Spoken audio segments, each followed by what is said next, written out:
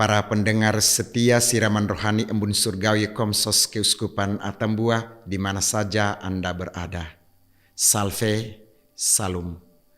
Kembali menemani Anda sekalian, saya Romo Kristo Oki Projo dalam Renungan Mimbar pagi ini, tanggal 29 Februari 2024. Mari kita siapkan hati untuk masuk dalam permenungan ini. Dalam nama Bapa dan Putra dan Roh Kudus. Amin. Ya Bapa yang baik, bukalah hati kami dengan sabda-Mu untuk mampu membuka budi, pikiran, dan perasaan kami atas penderitaan sesama di sekitar kami. Ubahlah keserakahan kami menjadi sebuah kemurahan hati demi Kristus Tuhan dan pengantara kami. Amin. Inilah Injil suci menurut Lukas. Dimuliakanlah Tuhan. Ada seorang kaya yang selalu berpakaian jubah ungu dan kain halus, dan setiap hari ia bersukaria dalam kemewahan. Dan ada seorang pengemis bernama Lazarus, badannya penuh dengan borok, berbaring dekat pintu rumah orang kaya itu. Dan ia ingin menghilangkan laparnya dengan apa yang jatuh dari meja orang kaya itu. Malahan anjing-anjing datang dan menjilat boroknya. Kemudian matilah orang miskin itu, lalu dibawa oleh malaikat-malaikat ke pangkuan Abraham. Orang kaya itu juga mati, lalu dikubur. Dan sementara ia menderita sengsara di alam maut, ia memandang ke atas, dan dari jauh dilihatnya Abraham dan Lazarus duduk di pangkuannya. Lalu ia berseru katanya, "Bapa Abraham, kasihanilah aku.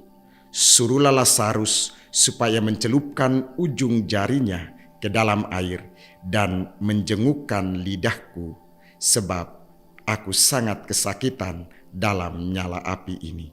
Tetapi Abraham berkata, "Anak, ingatlah bahwa engkau telah menerima segala yang baik sewaktu hidupmu, sedangkan Lazarus segala yang buruk. Sekarang ia mendapat hiburan dan engkau sangat menderita. Selain daripada itu, di antara kami dan engkau terbentak jurang yang tak terseberangi, supaya mereka yang mau pergi dari sini kepadamu ataupun mereka yang mau datang dari situ kepada kami tidak dapat menyeberang." Kata orang itu, "Kalau demikian aku minta kepadamu, Bapa, supaya engkau menyuruh dia ke rumah ayahku, sebab masih ada 5 orang saudaraku, supaya ia memperingati mereka dengan sungguh-sungguh, agar mereka jangan masuk kelak ke dalam tempat penderitaan ini." Tetapi kata Abraham, "Ada pada mereka kesaksian Musa dan para nabi. Baiklah mereka mendengarkan kesaksian itu." Jawab orang itu, "Tidak, Bapa Abraham, tetapi jika ada seorang yang datang dari antara orang mati kepada mereka, mereka akan bertobat." Kata Abraham kepadanya, "Jika mereka tidak mendengarkan kesaksian Musa dan para nabi, mereka tidak juga akan mau diyakinkan sekalipun oleh seorang yang bangkit dari antara orang mati." Demikianlah sabda Tuhan. Terpujilah Kristus. Saudara-saudari, rekan-rekan umat Tuhan yang dicintai oleh Kristus Tuhan. Tema permenungan kita pagi hari ini saya beri judul, "Makan tapi jangan serakah." Hakedan matelah hudi, makan memang, mati tidak bawah. Ungkapan ini memperlihatkan bahwa manusia hidup untuk makan saja. Maka menjadi bahaya ketika manusia mengarahkan tujuan hidupnya hanya untuk urusan perut. Pusat hidupnya adalah perut. Maka jebakan lanjutannya adalah orang tidak akan peduli dengan sesama, dengan lingkungan sekitar.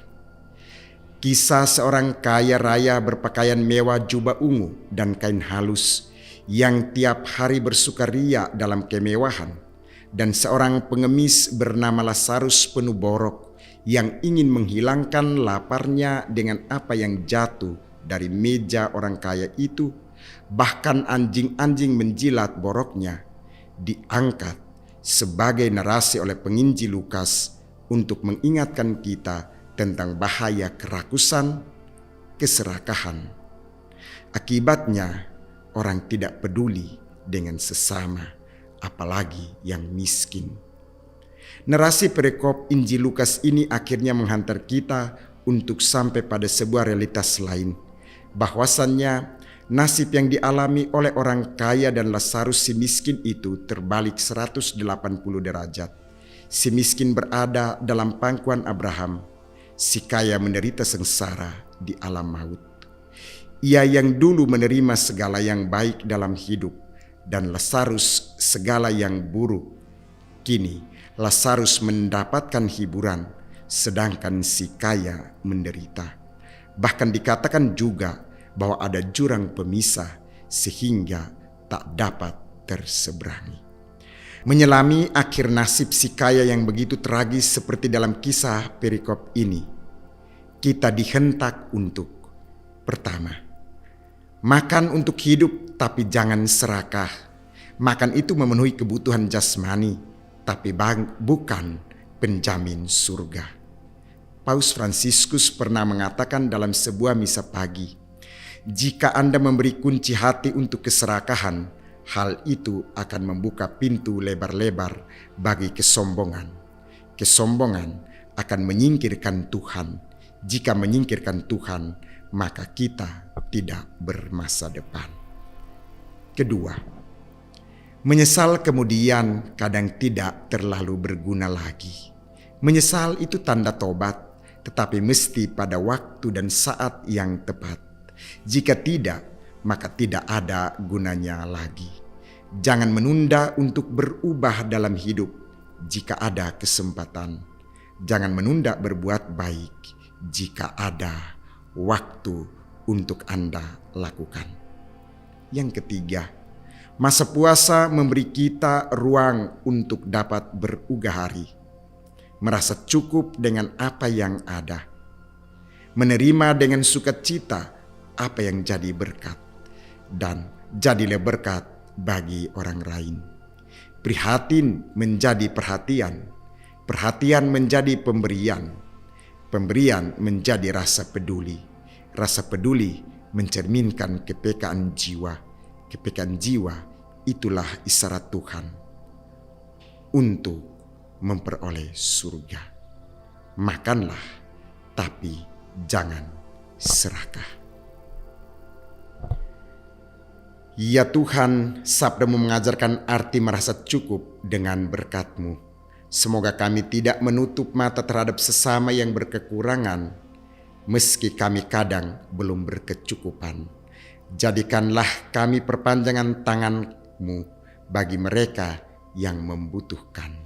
Demi Kristus Tuhan dan pengantara kami. Amin. Bawalah berkat Tuhan untuk setiap aktivitas, karya pekerjaan pelayanan-Mu di mana saja Anda berada, dalam nama Bapa dan Putra dan Roh Kudus. Amin.